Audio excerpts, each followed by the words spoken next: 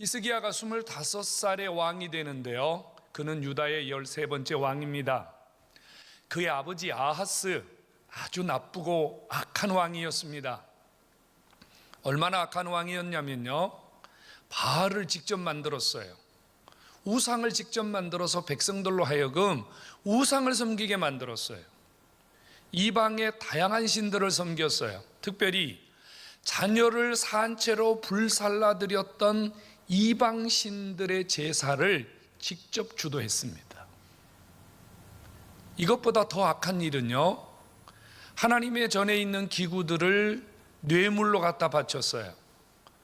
그리고 하나님의 성전을 아예 문을 닫아버렸어요.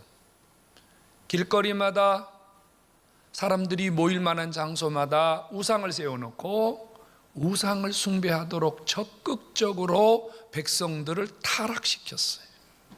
얼마나 나쁜 왕입니까? 그래서 성경에 아하스를 가르쳐 말하기를 여호와 보시기에 정직하게 행하지 아니하였더라, 하나님 보시기에 나쁜 왕이었더라. 성경이 이렇게 그를 영원히 기록하고 있습니다. 그의 말로는 어찌했을까요? 그는 비참하게 죽었어요. 그리고 역대 왕들이 묻혔던 묘실에 들어가지 못했습니다. 죽어서도 수모를 겪는 그런 역사적 왕으로 길이 남았어요.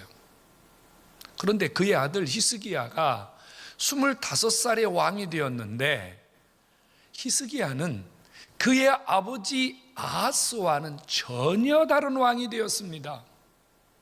여러분 그거 아세요? 아버지가 행패 부리고, 아버지가 술 먹고 마누라 두들겨 패고, 아버지가 집에 들어와서 아이들에게 욕지거리하고 밥상 뒤엎고, 그러면 아이들이 속으로 이래요. 나는 절대로 아버지처럼 살지 말아야지. 나는 절대로 술 안 먹어야지. 나는 절대로 마누라 두들겨 패지 말아야지. 이렇게 마음을 먹었는데, 이 아이들이 커서요, 자기 아비와 똑같은 짓을 합니다. 술 먹고 마누라 두들겨 패고 욕지거리하고. 왜 그럴까요? 이게 통계적으로 그래요. 아버지의 나쁜 행실을 자녀들이 본받을 수밖에 없는 확률이 60%가 넘어요. 여기에 적절한 비유가 될지 모르겠습니다만 부전자전이라는 말이에요. 아버지 아하스가 하나님 앞에 나쁜 왕이었고 타락한 왕이었고 못된 왕이었어요. 그것을 보고 자란 히스기야는 그럴 확률이 60%가 넘었단 말이에요. 그런데 히스기야는 전혀 다른 길을 갔어요. 하나님 보시기에 정직했더라, 아버지 아하스의 길로 가지 아니했더라. 이게 어찌 된 일일까요? 도대체 히스기야에게 누가 이런 영향력을 주었을까 궁금하지 않습니까? 그래서 성경을 자세히 보았더니 어떤 인물 하나가 눈에 들어왔어요. 그는 누구였냐면요, 바로 이 아하스의 아내이자 히스기야의 어머니였던 아비야였어요. 아비야는 스가랴라고 하는 제사장의 딸이었습니다. 잘 곰씹어 보세요. 아버지가 하나님을 버립니다. 남편이 하나님을 버립니다. 악한 정치를 하고 백성들을 타락시키고 본인도 타락해 갑니다. 이것을 지금 아내가 지켜보고 있어요. 아내의 눈에는 뭐가 들어옵니까? 자식이 들어와요. 이거 계속 자식을 방치했다가는 히스기야도 똑같은 길로 갈 확률이 너무 높다는 거죠. 누가 그 자식을 끌어안았어요? 아비야가 끌어안았어요. 아비야가 끌어안고 기도했어요. 아비야가 끌어안고 믿음을 심었어요. 아비야가 끌어안고 하나님을 바라보게 만들었어요. 결국은 히스기야가 아비의 길을 가지 아니하고 그 조상 다윗의 길을 정직하게 행할 수밖에 없었던 것은 그의 어머니의 절대적인 영향력이 있었다는 사실을 우리는 주목해야 됩니다. 사랑하는 아버지여, 사랑하는 어머니들이여, 오늘 우리는 자식들의 신앙과 삶을 책임져야 되고 그들을 이끌어야 할 의무가 있다는 사실을 기억해야 됩니다. 앞으로 5년, 10년, 20년 후에 과연 여러분들의 자식이 이 자리에 와서 여러분처럼 예배할 수 있느냐는 거예요. 여러분들이 하나님을 바라보고 여러분들이 예배를 사모하고 여러분들이 이 힘든 시기에 하나님 앞에 예배하려고 하려고 마음을 졸이고 주님 앞에 나온 것처럼 과연 우리의 자식들도 이런 삶을 살 수 있겠느냐 말이에요. 만일 지금 아비아와 같은 심정을 가진 부모가 아니라면 아마 우리의 자식들이 아하스의 길을 갈지도 모릅니다. 하나님 버리고 타락의 길을 갈지도 모릅니다. 지금 우리 어머니 아버지들은 가던 길을 멈추고 우리 자식들의 신앙의 현주소를 돌아봐야 할 때입니다. 히스기야 좋은 왕입니다. 훌륭한 왕입니다. 역대하 32장 1절에 히스기야에 대해서 말하기를 그는 충성된 자였다라고 말합니다. 여러분, 성경이 어떤 인물에 대하여 이렇게 칭찬하는 데는요, 아주 대단한 칭찬이고 대단한 이유가 있음을 기억해야 됩니다.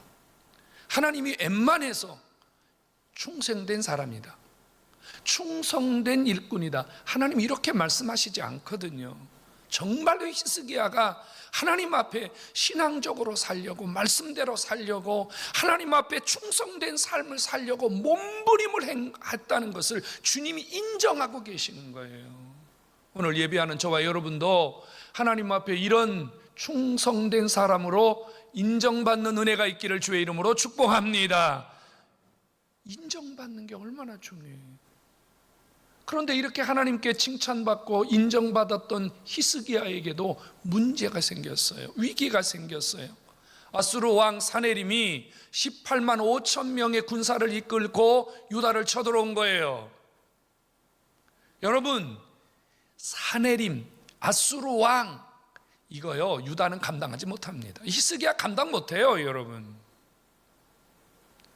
아수르 왕 사네림이 유다의 46개 성읍을 빼앗아갔습니다. 유다 백성들 20만 명을 포로로 끌려갔습니다. 히스기야는 이 아수르 왕 사네림을 상대하기에는 턱없이 부족한 인물입니다. 자, 우리는 의문점 하나를 갖게 됩니다.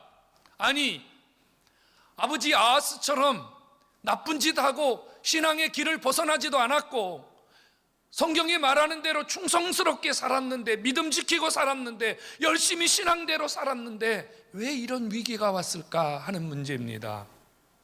우리는 가끔 이런 문제 때문에 시험에 빠질 때가 있어요. 하나님, 나름대로 저 열심히 주님을 위해서 살잖아요. 열심히 주님을 위해서 믿음으로 노력하잖아요. 아버지, 왜 이런 고난이 옵니까? 왜 이런 시험이 옵니까? 왜 이런 문제가 생깁니까? 역시 히스기야에게도 똑같은 문제가 생겼습니다. 왜 히스기야에게 이런 위기가 왔을까요? 그런데 반전이 일어났어요. 오늘 우리가 성경 읽었잖아요. 21절에 보니 하나님이 하룻밤에 천사를 보내가지고 18만 5천 명이나 되는 아수르의 군대를 하나님이 전멸을 시켜버렸어요. 사네림이요, 이것을 보고서 감당을 못했어요. 오늘 우리가 읽은 성경에 이렇게 써 있어요. 낯이 뜨거웠다고요. 이 말은 도저히 창피해서, 도저히 얼굴을 들고는 이 자기 앞에 일어난 이 처참한 광경을 받아들일 수가 없어서 그가 얼굴을 붉히고 씩씩대면서 자기 고국으로 돌아갔는데, 돌아가자마자 어디로 들어갔냐면 자기가 믿는 신에게 갔어요. 뭐 하려고요? 따지러 간 거예요. 내가 그동안 자기가 믿는 신에게 얼마나 열심히 섬겼는데 나에게 이런 꼴을 당하게 했느냐 따지려고 신전에 딱 들어갔는데 거기서 무슨 일이 생겼냐면요, 그의 아들들이 칼을 품고 있다가 아버지가 신전에 들어오니까 아버지를 찔러 죽여버렸습니다. 그래서 졸지에 사네림이 죽임을 당했습니다. 18만 5천 명의 군대는 그야말로 참패, 아수르 왕 사네림은 아들에 의해서 죽임을 당하는, 여러분, 이건 너무 비참한 현실이 일어난 거예요. 반면에 히스기야 입장에서는요, 싸움도 안 해보고 아무것도 하지 않고 위기에서 반전이 일어난 거잖아요. 역전이 일어난 거잖아요.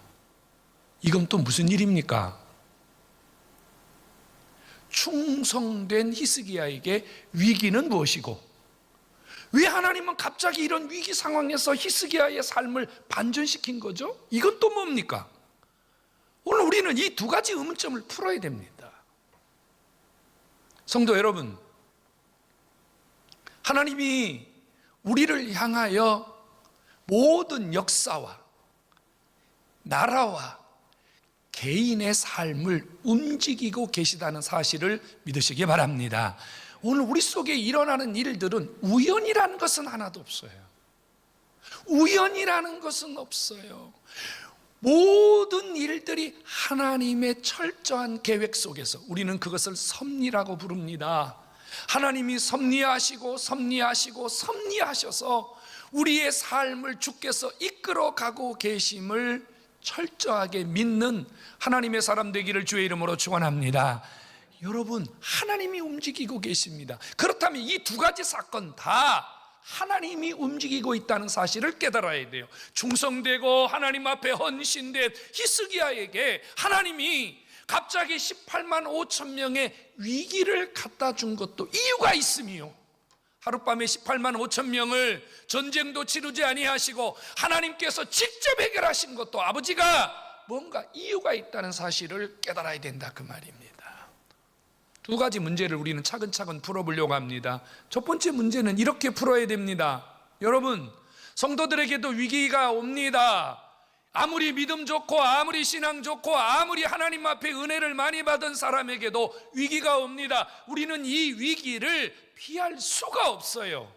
문제는 아버지가 이런 위기를 통해서 우리에게 유익을 주시기 원하신다는 거예요. 하나님이 좋은 결과를 주기를 원하신다는 거예요. 한번 보세요. 결과적으로 히스기야에게 위기가 닥쳤지만 결과는 히스기야에게 유익이 되었습니다. 그러니 여러분, 믿음의 사람들이 당장 눈앞에 보이는 위기 앞에서는 나 왜 이래? 하나님 왜 이래요? 하나님 저 왜 이래요? 이렇게 원망하고 불평하면 안 된다는 거예요. 하나님이 어떤 시험이 오고 어떤 위기가 오고 어떤 문제가 닥쳤을 때, 하나님이 무슨 계획이 있으시구나. 하나님이 이것을 통해서 나에게 뭔가 주시려고 하시는구나. 하나님이 이 위기를 통해서 나에게 하나님이 가지고 계신 하나님의 일이 이루어지고 있구나. 이렇게 믿고 하나님 그분을 향하여 집중하면 결과는 여러분들에게 복이 되는 줄로 믿으시기를 축원합니다. 위기 앞에 흔들리면 안 돼요. 위기 앞에 흔들리면 안 돼요. 오늘 히스기야를 통해서 하나님께서 우리에게 보여주시려는 것은 바로 이것입니다. 하나님이 왜 히스기야를 도와주셨어요? 히스기야 별로 아무것도 한 일 없잖아요. 우리가 표면적으로 볼 때는 히스기야에게 위기는, 유다의 위기는 꼼짝없이 망할 수밖에 없는데 하나님께서 그 모든 위기를 담당해 주셨단 말이에요. 그러면 도와주셨다는 말이거든요. 왜 도와주셨어요? 지금 말씀드린 대로 위기 앞에서, 갑자기 불어닥친 위기 앞에서 히스기야가 뭐 하지 않았다고요? 흔들리지 않았기 때문입니다. 변하지 않았기 때문이에요. 요동하지 않았기 때문이에요.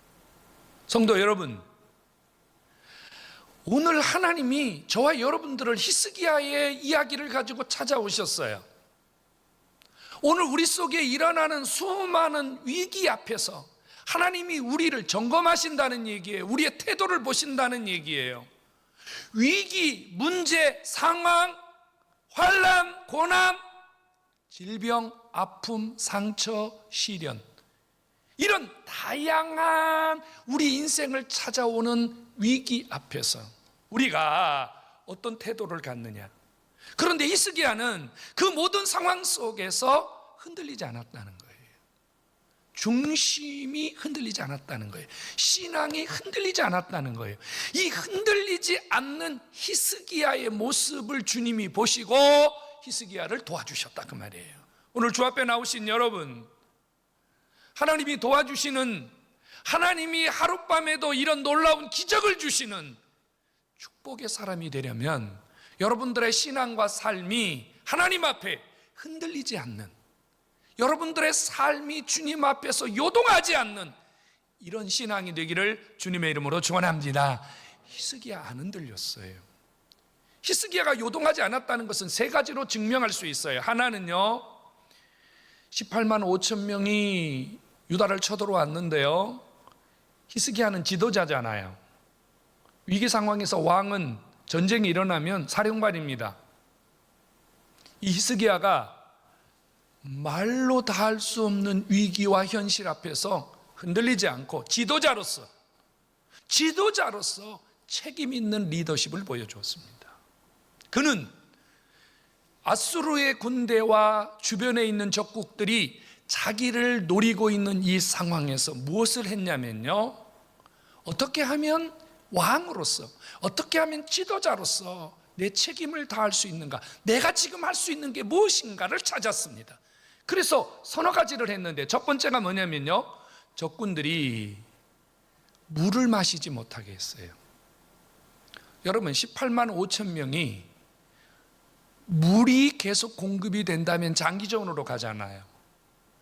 물을 마시지 못하게 하기 위해서 지금 기온 시내에서 실로암까지 흐르는 이 수로가 바깥으로 나와 있었거든요. 그런데 밖으로 보여진 수로를 다 메꿔버렸어요. 적군이 물을 마시지 못하도록. 그리고 뭐를 했냐면요, 돌을 뚫었어요. 돌. 지하 터널로, 이거 히스기야 터널이라고 부르거든요. 지하로 수로를 만들었는데 그 길이가 자그마치 얼마나 되는 줄 아십니까? 530m예요. 530m의 돌덩어리를 이쪽에서 뚫고 이쪽에서 뚫어서 서로 만나게 하는데, 여러분 상상을 한번 해보실래요? 요즘은 전기 드릴이라는 게 있어요.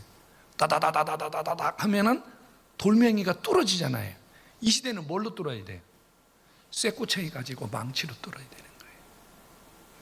얼마나 많은 희생과 얼마나 많은 수고와 얼마나 많은 땀과 이거를 뚫어가지고 가운데서 만나게 하는 거죠. 그래서 기손 시내가에서 실로암까지 지하 터널을 뚫었는데, 지도를 보면요, 이렇게 생겼어요. 직선으로 된 게 아니고요. 무너진 성벽을 다시 고쳐 세웁니다. 무기를 점검하고 다시 방패를 만들고 지휘관들을 세워서 백성들이 안심하도록, 백성들이 두려워하지 않도록 책임자로서 흔들리지 않는 리더십을 보여주었습니다. 히스기야는 위기 상황에서 자기 할 일을 다하는, 제 몫을 다하는 흔들리지 않는 사람이었습니다. 하나님이 이 히스기야에게 도움을 주신 줄로 믿으시기를 축원합니다. 또 하나는요, 히스기야는 믿음의 사람이에요. 여러분, 위기 때 믿음의 사람은 빛이 납니다. 제 아무리 평소에 믿음 좋아요, 하나님 저 믿음 좋아요, 목사님 저 믿음 좋아요, 아무리 믿음 있는 척 해도 위기 때 그 믿음은 여실히 드러나게 되어 있습니다. 위기가 닥쳤습니다. 여러분, 혼란을 겪을 수밖에 없거든요. 신앙적인 혼란은 당연히 올 수밖에 없거든요. 그런데 이때 히스기야가 백성들 앞에 이런 말을 해요. 여러분이요, 두려워하지 마십시오. 저 아수르 군대들은 육신의 팔로 싸우지만 하나님은 전능하시니 저들이 절대로 육신의 팔을 가지고 전능하신 하나님을 이길 수가 없습니다. 믿으시기를 축원합니다. 이게 히스기야의 신앙이었습니다. 이게 히스기야의 흔들리지 않는 믿음이었습니다. 히스기야가 백성들에게 자신의 신앙 고백을 한 거예요. 나는 육신의 팔로 이길 수 없는 전능하신 하나님을 믿으니, 여러분, 내가 믿는 하나님 같이 믿고 흔들리지 맙시다. 그랬더니 32장 8절에 백성들이요, 히스기야의 말을 듣고 안심하니라. 할렐루야. 안심하니라. 여러분, 히스기야처럼 그 백성들도 마음이 흔들리지 않는 단단한 신앙으로 다시 세워졌다는 거예요. 이런 히스기야를 아버지가 도와주신 거예요. 흔들리지 않는 믿음 말입니다.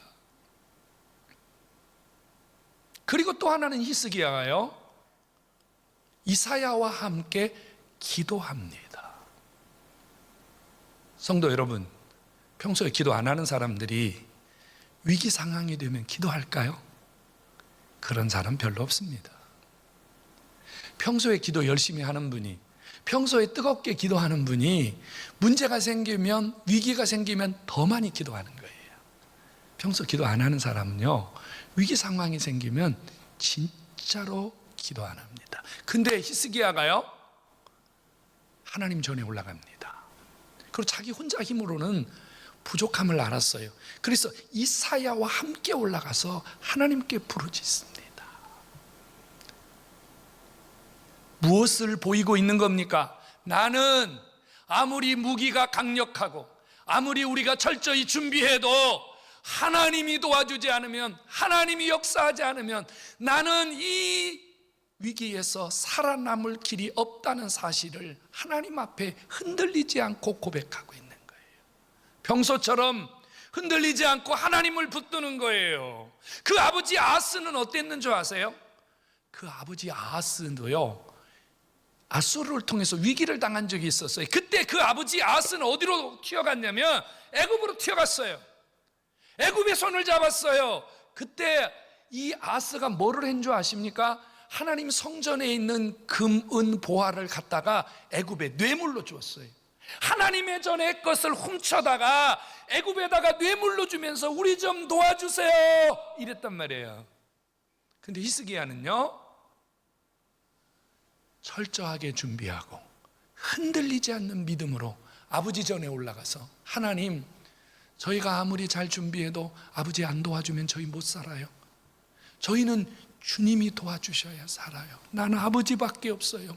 이렇게 부르짖었다고요. 여러분, 부르짖었다고요. 부르짖는 게 뭐예요? 하나님 앞에 눈물 흘리고 애걸복걸하고 주님 앞에 몸부림을 치며 기도했다고요. 그랬더니 아버지가 그 히스기야의 흔들리지 않는 신앙 모시고 주의 사자 보내서 기적을 주신 줄로 믿으시기를 축원합니다. 성도 여러분, 이제 조금 지나면 무슨 사건 나오죠? 히스기야가 병들어요. 그잖아요? 그때 히스기야가 또 뭘 합니까? 자기의 왕좌에서 내려와 가지고 벽을 향하여 하나님 앞에 또 뭐예요? 부르짖어요. 그때 하나님이 또 15년 살려주잖아요. 여러분, 기도하는 사람 망하지 않는 줄로 믿으시기 바랍니다. 기도는 위기, 기도는 문제를 해결하는 하나님의 놀라운 손길이요, 통로요, 하나님이 여러분들에게 다가오시는 위대한 축복의 손길임을 믿으시기를 축원합니다. 성도 여러분, 기도 사람 안 망해요. 기도에 사람이 있다는 건 희망이고 소망이고 꿈이에요. 기도하는 사람이 있다는 것은요, 우리에게 더 없는 축복이에요. 여러분, 교회에 낮이고 밤이고 기도하는 사람이 있다, 그 교회는 소망이 있는 거예요. 여러분 가정에 남편이든 아내든 자식이든 교회에 여러분 가정에서 기도하는 사람이 있다, 여러분 그 가정은 소망이 있는 거예요. 그 가정은 비전이 있는 거예요.